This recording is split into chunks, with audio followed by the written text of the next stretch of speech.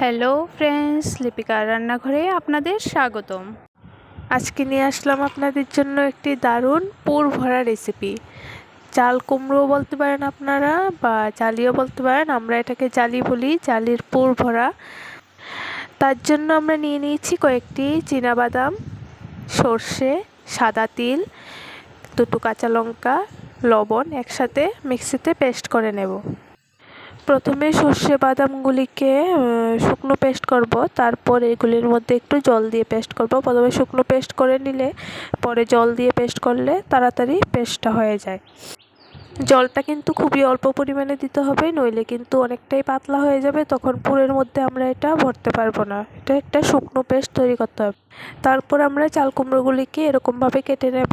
কেটে গোল গোল করে কেটে তার মাঝখানে অর্ধেক একটু লাগিয়ে রাখবো যাতে ছিঁড়ে না যায়। এরকমভাবে কেটে নেব, ভিডিওতে যেরকম দেখানো হচ্ছে এরকমভাবে কেটে নেব। কেটে এগুলির মধ্যে লবণ হলুদ মাখিয়ে নেব। এবার সবগুলো চাল কুমড়োর মধ্যে আমরা পুরগুলি দিয়ে দেব। যে পুরটা রেডি করে রেখেছিলাম, পেস্টটা সবগুলি পরিমাণ মতো দিয়ে দেব। পুরগুলি দিয়ে এবার কড়াইতে তেল দেব। তেল দিয়ে তেলটাকে ভালো করে গরম করে সবগুলি পুর তেলের মধ্যে দিয়ে দেব। দিয়ে একটু ঢাকা দিয়ে দেব, চাল কুমড়োগুলি যাতে ভালোভাবে সেদ্ধ হয়ে যায় তার জন্য।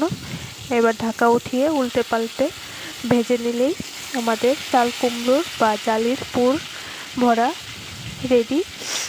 এটা খেতে কিন্তু অসাধারণ হয়। গরম ভাতের সাথে এই পুর ভরা গরম গরম খুবই খেতে ভালো লাগে। আপনারা অবশ্যই বানিয়ে ট্রাই করবেন।